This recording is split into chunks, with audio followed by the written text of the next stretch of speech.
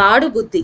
ఒక ఊళ్ళో పోలయ్య అనే పశువుల కాపరి ఒకడుండేవాడు. అతడు చాలా బుద్ధిమంతుడు. పశువుల్ని రోజు ఊరి ప్రక్కనే ఉన్న అడవికి ఉదయాన్నే తోలుకుపోయి సాయంకాలానికల్లా తిరిగి ఇంటికి తోలుకొచ్చేవాడు. ఒకనాడు పోలయ్య పశువుల్ని మేతకు వదిలి ఒక చెట్టు క్రింద కూర్చున్నాడు. సన్నగా వాన పట్టం ఆరంభించింది. కాసేపటికల్లా ఉరుములు మెరుపులు ప్రారంభమైనాయి. పెలపెలమనే ధ్వనులతో పోలయ్యకు 5-6 గజాలు ఎడంగా ఒక పిడుగు కూడా పడింది.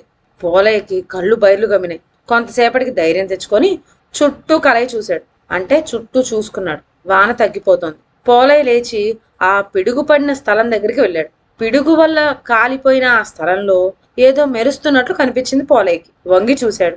అది బంగారు ఉంగరం. పోలయ్యకు పట్టలేనంత ఆనందం కలిగింది. ఆ ఉంగరాన్ని వేలుకు పెట్టుకొని చూశాడు. గుండ్రని నిలుపురాయి పొదగబడి ఎంతో ముచ్చటగా ఉంది ఆ ఉంగరం. సంతోషంతో తప్పి ఉబ్బిపోతూ పోలయ్య పశువుల్ని తోలుకొని ఇంటికి బయలుదేరాడు. తిరిగి వేలికి పెట్టుకున్న ఉంగరాన్ని సరదాగా కిందకి మీదకి తిప్పసాగాడు కూడా. గ్రామాన్ని సమీపించేసరికి 2-3 గ్రామస్తులు ఎదురైనారు. వాళ్ళు పశువులకేసి అనుమానంగా చూసి పోలయ్య ఏమయ్యాడు అంటూ ఆశ్చర్యపడ్డారు. పశువుల వెనకనే వస్తున్న పోలయ్యకు వాళ్ళ మాటలు వింతగా తోచినాయి. ఆ సమయంలో అతడు ఉంగరానికి పొదగబడిన నిలుపురాయిని అరచేతి వైపునికి తిప్పి ఉంచాడు. మళ్ళీ యథాలాపంగా నిలువురాయిని వేలు పైభాగాన్ని తిప్పాడు. అరే పోలయ్య, ఇంతసేపు ఎక్కడికెళ్ళావు?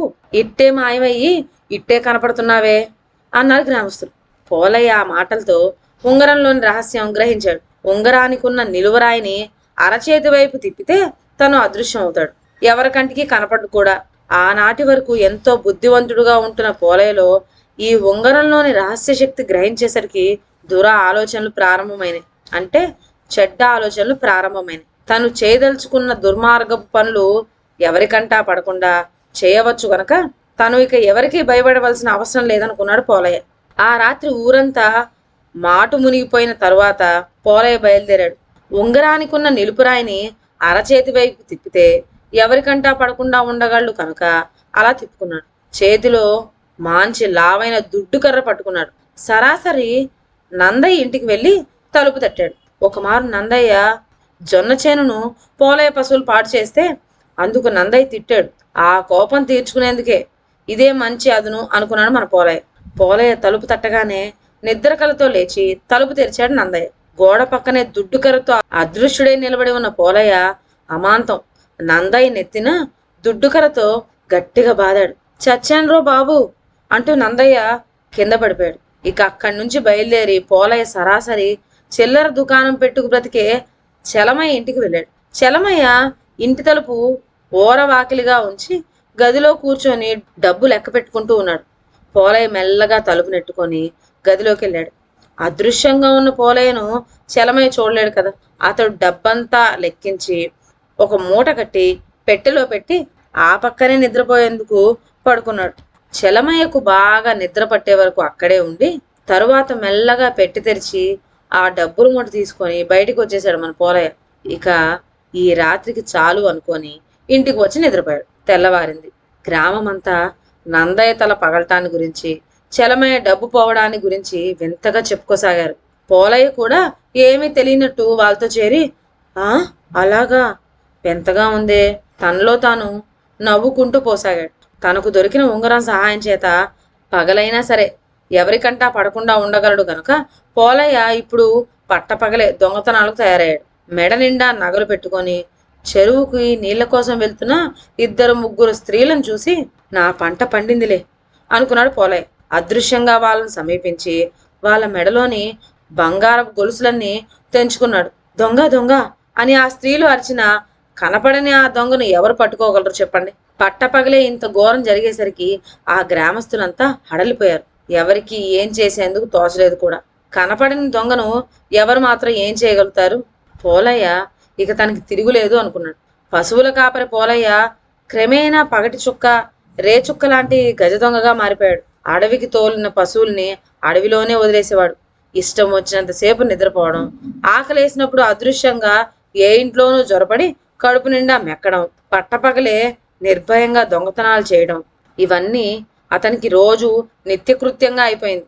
అంటే రోజువారి పనులా అయిపోయినాయి. ఇలా కొన్నాళ్ళు జరిగేసరికి ఇక ఆ చిన్న గ్రామంలో తను దొంగిలించదగిన విలువైన వస్తువులేవి పోలయ్య కనపడలేదు. పక్క గ్రామపు జమీందారు కోటలో నగా నట్రా దొరుకుతుందని అతడికి తెలుసు. ఆ మర్నాడే పోలయ్య అదృశ్యంగా కోటలో జొరపడి ఎక్కడికక్కడ ఏమేమి ఉన్నాయో చూచుకున్నాడు.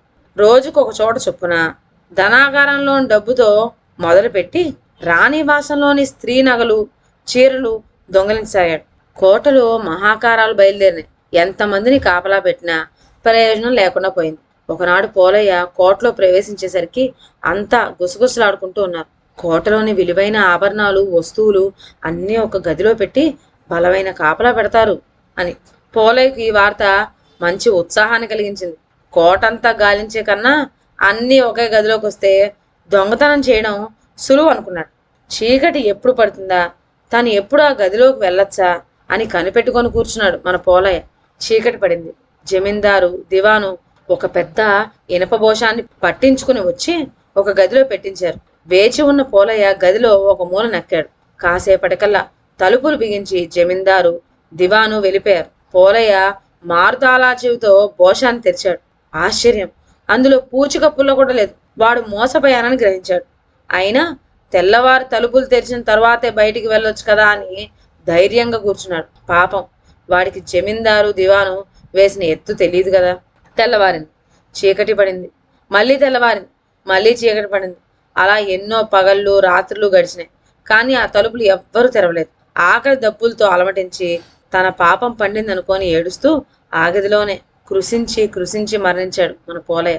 అందుకే అంటారండి, అత్యాశ పనికిరాదు, ఉన్నదాంతో సంతృప్తి పడాలి. ఇలా ఏదైనా వస్తువు దొరికితే చిన్నపిల్లలు అనుకోండి వెళ్ళి అమ్మా నాన్నకో లేకపోతే ఆ ఊరి పెద్దగో అప్పగించాలి. పెద్దవాళ్ళే అనుకోండి ఆ వస్తువుతో మనకు కావాల్సింది మనకి సమకూర్చుకొని పేదవాళ్ళకో లేని వాళ్ళకో సహాయం చేస్తూ ఉండాలి. ఇలా చేస్తే మనము బాగుంటాం, పక్కన వాళ్ళు కూడా బాగుంటారు. ఇదండి వాళ్ళ కథ. మరొక మంచి కథ నెక్స్ట్ వీడియోలో కలుద్దాం. అంతవరకు సెలవు. నా ఛానల్లోని కథలు మీకు నచ్చినట్లయితే నా ఛానల్ను లైక్ చేసి సబ్స్క్రైబ్ చేయండి. షేర్ చేయడం మర్చిపోవద్దు. కొత్త కథల నోటిఫికేషన్ కోసం బెల్ ఐకాన్ ప్రెస్ చేయండి. Thank you.